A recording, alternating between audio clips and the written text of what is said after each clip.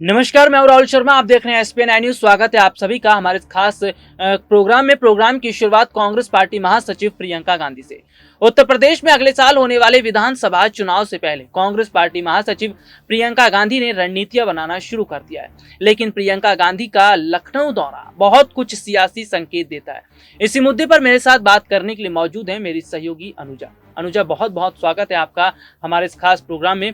अनुजा, क्या लग रहा है आपको, प्रियंका गांधी ने अचानक जिस तरह रैली में बदलाव किया है, अचानक जिस तरह प्रियंका गांधी लखनऊ दौरा कर रही हैं, आने वाले समय में कई बड़े कार्यक्रम करेंगी, तो वहीं सत्ता पक्ष देखिए सुस्त बैठा हुआ नजर आ रहा है। क्या इस बार मान लिया जाए कि उत्तर प्रदेश के विधानसभा चुनाव में कांग्रेस पार्टी बम्पर तरीके से जीत हासिल करेगी? जी कह सकते हैं, क्योंकि प्रियंका गांधी की अगर बात करें तो प्रियंका जो है वो लगातार उत्तर प्रदेश में अपनी सक्रियता बढ़ाती जा रही है। इससे पहले भी वो उत्तर प्रदेश में 2-3 बार दौरे कर चुकी हैं और फिर से उनका लखनऊ आना और फिर वहाँ के कार्यकर्ताओं से मिलना, वहाँ की जनता से मिलना, तो ये कहीं ना कहीं ज़रूर दिखाता है कि प्रियंका गांधी जो है इस बार ज़रूर चाहती हैं कि वो सत्ता में आए और इसी वजह से इतनी रणनीति भी तैयार की जा रही है। लगातार जो है जब वो उत्तर प्रदेश नहीं भी जाती हैं तो भी वो कांग्रेस के कार्यकर्ताओं से वर्चुअल माध्यम से जुड़ती हैं। उसके बाद जो है वो जीत का मंत्र भी देती हैं, प्रशिक्षण भी दिया जाता है। तो ये कह सकते हैं कि इस बार जो है वो कांग्रेस पार्टी एकदम दमखम के साथ तैयारियों में जुट गई है। यानी कि अगर बात करें, कांग्रेस पार्टी पूरे दमखम के साथ तैयारी करती नजर आ रही है। वहीं दूसरी ओर अगर देखा जाए तो अनुजा, प्रियंका गांधी ने ये तक तय कर लिया है कि कौन सा कैंडिडेट कहां से चुनाव लड़ेगा। इसके साथ ही साथ उन्होंने तमाम जो जातीय समीकरण को देखते हुए भी वोटर्स को अपनी तरफ करने का काम किया। क्या लग रहा है आपको, क्या ये काम अकेले प्रियंका गांधी कर सकती है या फिर प्रियंका गांधी के पीछे किसी का हाथ है जो इतनी बड़ी रणनीतियां बना रहा है? देखिए, ये कह सकते हैं कि कांग्रेस पार्टी में जो है वो पहले भी चुनाव आते रहे हैं और कई पार्टी के नेता जो है रणनीति बनाते हैं, लेकिन कांग्रेस पार्टी ने कभी इस हिसाब की रणनीति नहीं की है। तो ये ज़रूर कयास लगाए जा सकते हैं कि लगातार जो है वो पार्टी में कई युवा नेताओं के जुड़ने की आशंका जताई जा रही है और इसमें सबसे ऊपर जो नाम चल रहा है वो प्रशांत किशोर का चल रहा है। हालांकि प्रशांत किशोर ने अभी कांग्रेस का दामन थामा नहीं है, लेकिन ये ज़रूर कह सकते हैं कि पर्दे के पीछे से जरूर रणनीति तैयार की जा रही है, जिसके तहत जो है वो उत्तर प्रदेश में प्रियंका गांधी लगातार दौरे पर जा रही हैं, लगातार कार्यकर्ताओं को जीत का मंत्र दे रही हैं। तो ये कह सकते हैं कि ये पूरी जो है वो सोची समझी प्लानिंग है जो पर्दे के पीछे रहकर पूरी की जा रही है। पर्दे के पीछे रहकर पूरी तरह से तैयारियां की जा रही हैं। लेकिन सबसे बड़ी बात यह है कि कांग्रेस पार्टी ने अचानक उत्तर प्रदेश में जिस हिसाब से मजबूती बनाई है, प्रदेश की जनता को अपनी तरफ किया है और यहाँ तक कि देखा जाए प्रदेश की जनता भी इस वक्त प्रियंका गांधी के साथ नजर आ रही है। उत्तर प्रदेश में अगर अनुजा कांग्रेस पार्टी बड़े अंतर से चुनाव जीतती है तो क्या साल 2024 का लोकसभा चुनाव बीजेपी के लिए जीतना मुश्किल हो जाएगा? जी, मैं ये लगातार कहती आ रही हूँ कि विधानसभा चुनाव का रास्ता जो है वो लोकसभा चुनाव तक जाता है। अगर विधानसभा चुनाव में कांग्रेस बहुत अच्छा प्रदर्शन करती है तो इसका और बेहतर जो है परिणाम वो आपको लोकसभा के चुनाव में भी देखने को मिलेगा। अगर प्रियंका जो है वो उत्तर प्रदेश में अगर अच्छा परफॉर्मेंस देती हैं, पार्टी को वापस से सत्ता में लेकर आती हैं, तो इसका पूरा क्रेडिट जो है वो प्रियंका को जाएगा। और इसी वजह से ये भी कह सकते हैं कि जो लोकसभा के चुनाव होंगे उसमें प्रियंका की भी अहमियत बढ़ेगी और उनका भी अहम रोल देखने को मिलेगा। यानी कि उनकी अहमियत बढ़ेगी, उनका अहम रोल देखने को मिलेगा। और खास तौर पर अगर देखा जाए तो प्रियंका गांधी ने ये तो साबित कर दिया कि वो अकेले अपने दम पर इतनी बड़ी रणनीतियां बना सकती हैं। चुनाव जीतने के लिए तमाम तरह से वो दांवपेच का इस्तेमाल भी करती नजर आएंगी। अनुजा, अगर देखा जाए तो उत्तर प्रदेश में मुस्लिमों पर जो दांव खेला गया है, मुस्लिमों को लुभाने के लिए इमरान प्रतापगढ़ी पर दांव खेला गया। लेकिन देखा जाए तो अभी हाल ही में योगी मंत्रिमंडल में जितिन प्रसाद को बड़ी जिम्मेदारी दी गई। ये वही जितिन प्रसाद हैं जो एक समय कांग्रेस में थे। तो क्या जितिन प्रसाद को योगी मंत्रिमंडल में जो जगह दी गई है, ये दिखाता है कि जितिन प्रसाद ब्राह्मणों का एक बहुत बड़ा चेहरा है और ब्राह्मण वोटर्स को अपनी तरफ पूरी तरह से वो कर लेंगे? क्या कांग्रेस के पास ब्राह्मणों का वोट नहीं आ पाएगा? देखिए ऐसा नहीं कह सकते हैं, क्योंकि जितिन प्रसाद की बात करें तो जितिन प्रसाद को जो है वो योगी कैबिनेट में जगह ज़रूर मिल गई है, लेकिन यहाँ पर योगी ने भी जो है बहुत अच्छी सोची समझी रणनीति बनाई है, क्योंकि अगर देखा जाए तो कैबिनेट में दलितों को जगह दी गई है। बहुत से मंत्री हैं जो दलित हैं और ब्राह्मण चेहरा अगर देखा जाए तो वो इकलौते जितिन प्रसाद का है। तो इस बीच ये ज़रूर कह सकते हैं कि कांग्रेस पार्टी भी जो है अब इसी के हिसाब से अपनी रणनीति बनाएगी, क्योंकि कांग्रेस जो है वो इमरान प्रताप गढ़ी को तो खड़ा कर ही रहे हैं और वो काफी स्ट्रॉन्ग चेहरा भी हैं, उनको बहुत से लोग जानते हैं और उनके पार्टी में रहने से जो है वो पार्टी को भी फायदा मिलेगा। तो इसी के ऑल्टरनेट में मुझे लगता है कि कांग्रेस पार्टी जितिन जैसे काम करते थे वैसे ही जितिन के अलावा किसी और नेता को पार्टी में जोड़ने की कोशिश करेंगे। यानी कि अगर देखा जाए तो कांग्रेस पार्टी ये पूरी कोशिश करेगी कि कोई एक ब्राह्मण चेहरा उनको ऐसा मिल जाए ताकि वो उत्तर प्रदेश के विधानसभा चुनाव से पहले ब्राह्मण वोटर्स को अपनी तरफ कर सके।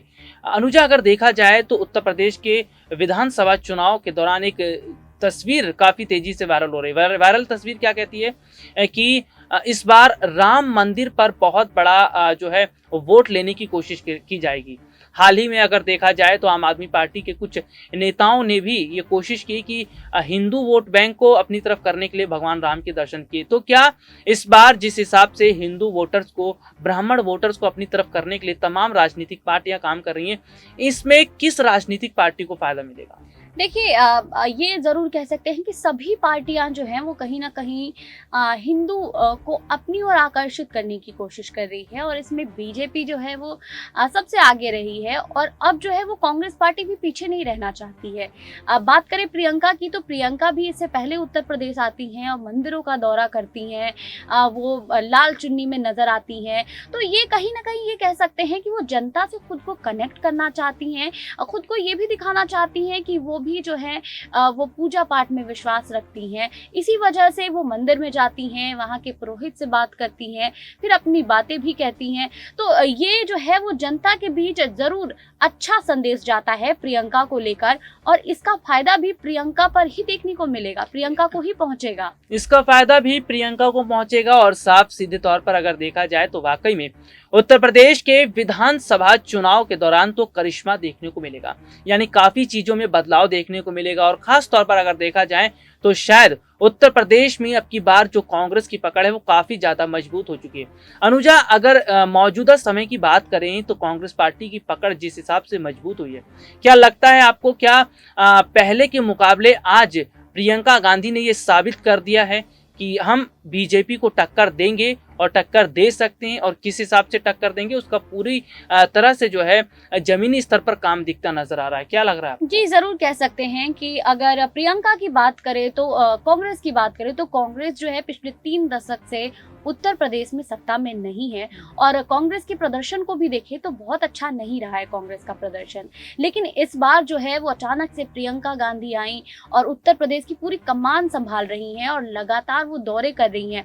तो इसका फायदा जरूर प्रियंका को मिलेगा, कांग्रेस पार्टी को मिलेगा, क्योंकि इससे पहले जो काफी सुस्ती देखी गई थी वो अचानक से बहुत एक्टिवनेस जो है वो पार्टी में बढ़ा दी है। ये कह सकते हैं कि प्रदर्शन ठीक ठाक रहेगा प्रियंका का, लेकिन ये नहीं कह सकते हैं कि सत्ता में जो है वो कांग्रेस पार्टी आ ही जाएगी। यानी कि अगर कहा जाए तो सत्ता में आ ही जाएगी, फिलहाल ये तो तय नहीं है, लेकिन अनुमान बहुत कुछ इशारा करते हैं।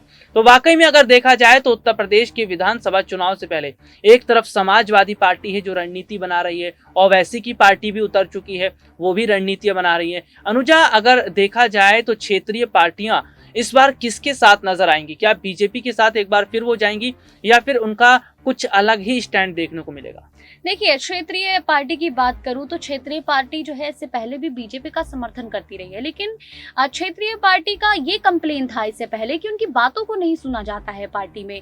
जब सत्ता में नहीं रहती है सरकार और उनसे जो है वो गठबंधन कर लेते हैं, बातचीत हो जाती है, सब कुछ फिक्स हो जाता है, लेकिन जब सत्ता में आ जाती है बीजेपी की सरकार उसके बाद जो क्षेत्रीय पार्टी के नेता होते हैं उनको अहम पद नहीं दिया जाता है, उनकी बातों को नहीं सुना जाता है। तो इस बार ये कह सकते हैं कि क्षेत्रीय पार्टी भी ये कंप्लेन लेकर आई है और इसका जो है जरूर समाधान निकालने की कोशिश करेगी और समाधान यही होगा कि हो सकता है कि वो बीजेपी के साथ ना जाए, यानी बीजेपी के साथ ना जाए। और जाहिर सी बात है कि उत्तर प्रदेश के विधानसभा चुनाव में इस बार बहुत बड़ा फर्क देखने को मिलेगा।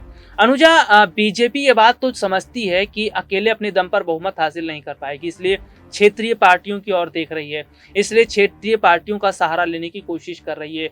क्या ये माना जाए कि उत्तर प्रदेश में योगी सरकार ने अच्छा काम नहीं किया, जनता के लिए काम नहीं किया, युवाओं के लिए काम नहीं किया, इसी वजह से योगी सरकार को आज जरूरत पड़ रही है क्षेत्रीय पार्टियों से गठबंधन करना, योगी सरकार को आज जरूरत पड़ रही है बड़े बड़े बैनर और पोस्टर लगाना ताकि उनका प्रचार प्रसार हो और जनता जो है उनकी तरफ आए? देखिए, अगर योगी की बात करें तो पिछले 5 साल का कार्यकाल अगर देखा जाए योगी का, तो बहुत अच्छा नहीं रहा है, बहुत अच्छा काम उन्होंने नहीं किया है। एक तो ये कह सकते हैं कि कोरोना काल में जो है वो काफ़ी समय नहीं मिला और कोरोना काल में भी तो बहुत सी तस्वीरें सामने आई थी, जिस वजह से जनता जो है वो घबरा गई है। जनता अचानक से बदलाव चाह रही है। क्यों? क्योंकि उस वक्त जब जनता को सरकार की ज़रूरत थी, अस्पताल की ज़रूरत थी, कोरोना काल में ऑक्सीजन की ज़रूरत थी, उस वक्त तो उन्हें ये मिला नहीं। उस वक्त तो वो जो है कैसे भी मैनेज कर दिए, लेकिन अब चाहते हैं कि बदलाव हो और बदलाव में अचानक से जो है प्रियंका गांधी आती हैं और अचानक से रैलियां करती हैं, वहां के लोगों से मिलती हैं, तो कहीं ना कहीं ये जरूर देखा जा सकता है कि योगी पे जो जनता का विश्वास था वो तो कम हो गया, लेकिन कम होके अब वो प्रियंका पर शिफ्ट होता जा रहा है। यानी कि अगर देखा जाए तो फिलहाल जनता का भरोसा योगी सरकार से उठ चुका है। जनता ये भी मान रही है कि योगी सरकार ने ना तो स्वास्थ्य सेक्टर पर काम किया, न शिक्षक सेक्टर के पर काम किया और ना ही जनता के लिए कोई काम किया। इसलिए जनता का रुख अब बदल रहा है, जनता का रुख कांग्रेस की तरफ हो रहा है। आने वाले समय में और क्या कुछ स्थितियां रहेंगी हम आपको जानकारी देते रहेंगे। फिलहाल अनुजा, बहुत बहुत धन्यवाद, आपने अपनी बात रखी और आज के लिए इतना ही। आपसे फिर मुलाकात होगी, तब तक के लिए इजाजत दीजिए। नमस्कार।